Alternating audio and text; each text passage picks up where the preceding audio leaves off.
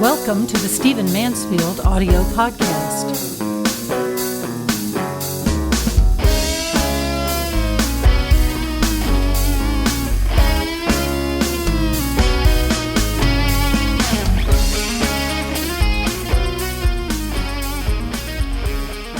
So last night was the New Hampshire Primary, and oh my gosh, what a record setter it was. I mean, almost everyone I know who has ever made a prediction about politics has not predicted what happened last night. It is absolutely stunning. History was made in the 2016 New Hampshire primary. Now, New Hampshire has always been an unusual state when it comes to politics, and many of the pundits I know recommend that it not even be in the frontier of primaries or caucuses. It just gives an unusual view that doesn't tend to carry through to the rest of the country. Nevertheless, I love New Hampshire, and I love New Hampshire in part politically because it's so quirky. It's very, very democratic. It has lots of volunteers involved. It really is a government by the people. It's politics by the people.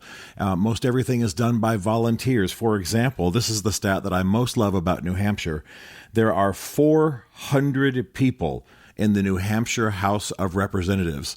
Well, I mean, there are only 435 in the United States House of Representatives. I mean, and by the way, they've got students there. They've got elderly people. They've got all kinds of folks. It only pays $100 a year.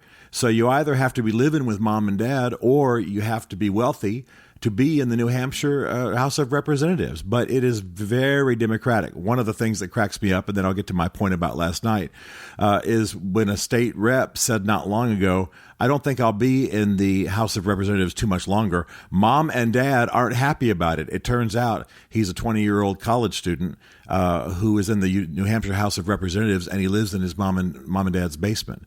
Now, I think that's fine. Please don't misunderstand. I'm not against it. You just don't find U.S. congressmen or representatives from any other state talking that way. So New Hampshire is unusual. It's quirky. It's highly democratic. It's roll up your sleeves and get to it. It's everything I love about New England.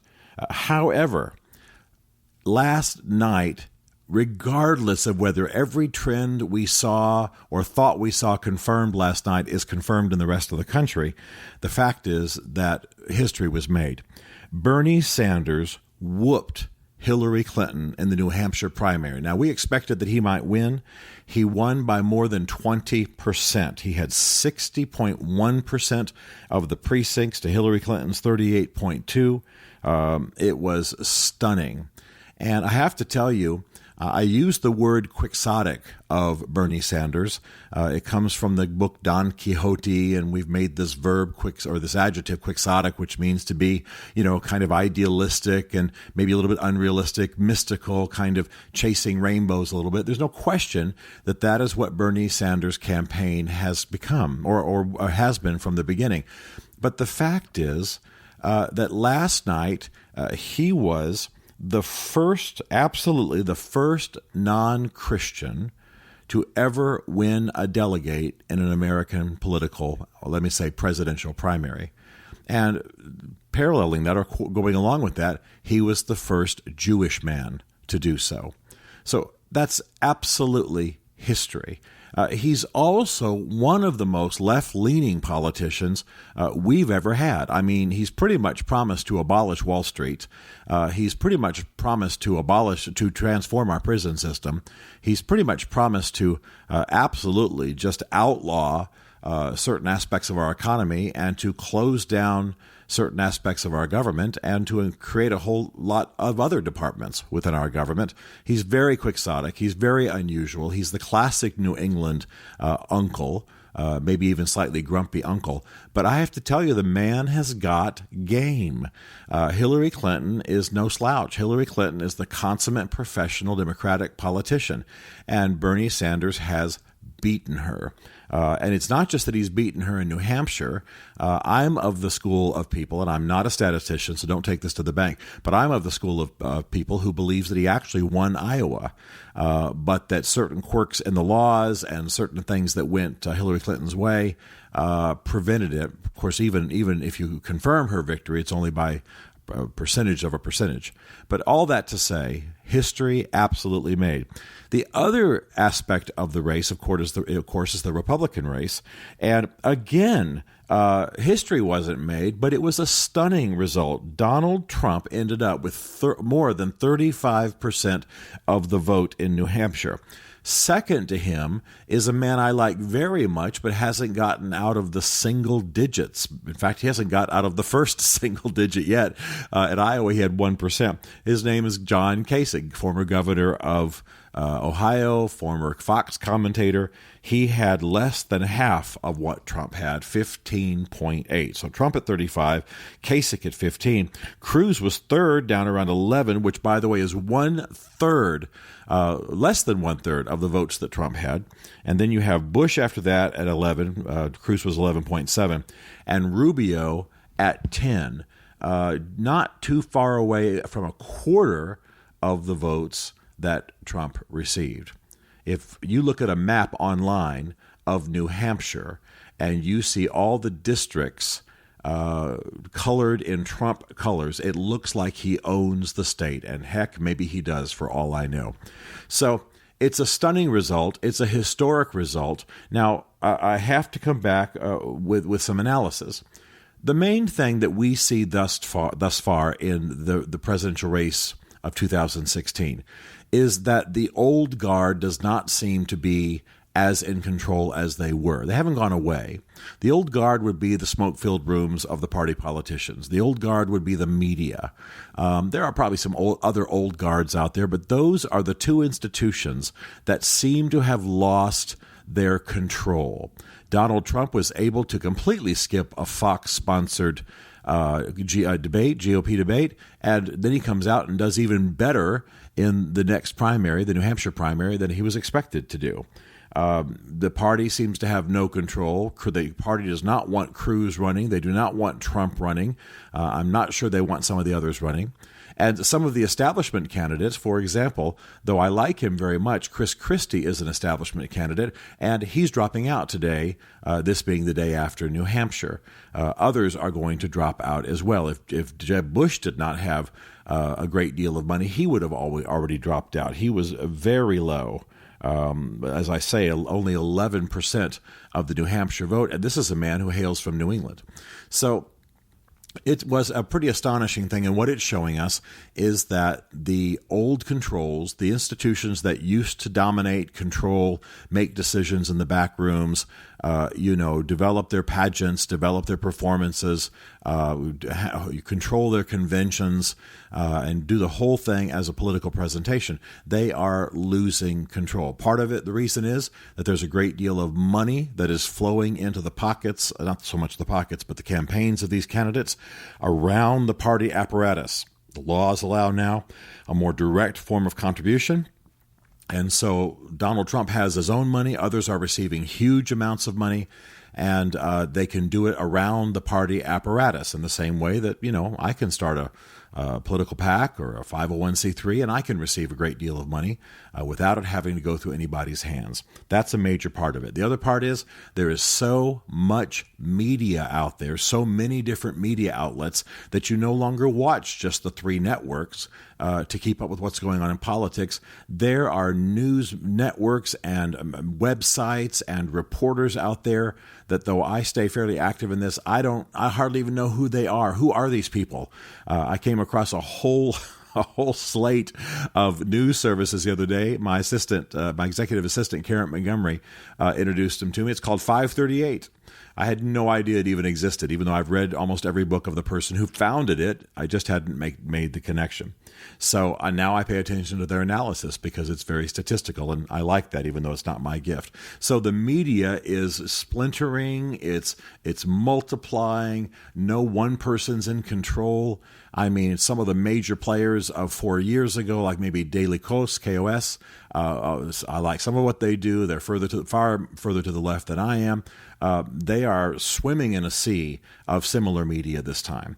So nobody controls. When I was a child, I know I'm speaking like the old man, we'd pull up around the television and watch one of maybe 3 networks. Maybe PBS was on locally, though they didn't do much on politics.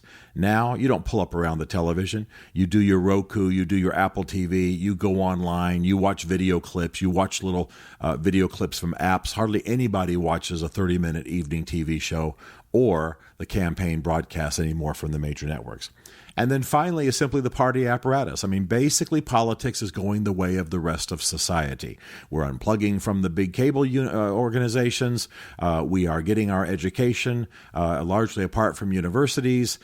Things are going more network. They're going more high tech. There's more power in the hand of the common man. And this, of course, diminishes the power of parties. Overall, it's a very good trend. I like what's happening in our society. I like that there's more power in the hands of the individual. I like high tech for the most part. I know there are privacy issues and moral issues and what have you, and I'm very sensitive to them. But I like the fact that there's a decentralizing of power happening in our society. It needs to happen more fully. But it's pretty shocking that the political parties are losing their strength. No question that the leading candidates in both parties have done an end run around their party. Bernie Sanders has gone completely around the Democratic National Party, and no question that Donald Trump is basically flipping the bird to the Republican Party and to Fox and saying, I will run however I want to run, and he is turning in stunning numbers and making the rest of the Republican slate look like Tweedledum and Tweedledee. Now, with all of the celebration and with all of the Yahoo and all of the fun that people are having today and the celebrating, I've already gotten calls from my Jewish friends who like to tease me about things, and I'm celebrating with them. Of course, it's history, and of course we're happy that in the same way that I wasn't with Barack Obama politically, but thrilled that a black man was president, I'm thrilled that a Jewish man can rank highly in a Democratic primary early on. All fantastic. But let's not lose our freaking minds. The fact is that we are now moving out of quirky land. Iowa's quirky, New Hampshire is quirky, and we're heading to the South. Next week, on Saturday the 20th, will be the Republican primary in South Carolina.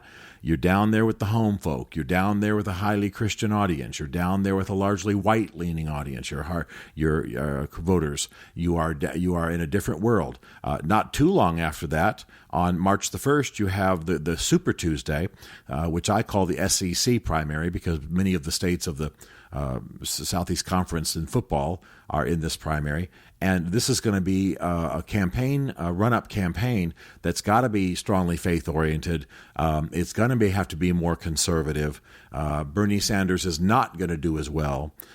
Hillary will rise, etc. So let's just keep in mind that while it is there are some admirable things happening and some things we celebrate as Americans, and some people are to be commended, I'm not sure that Bernie Sanders and Trump are going to play as well in the South with the home folk. I'm not sure you can stumble around about your religion in the South, and certainly not in South Carolina.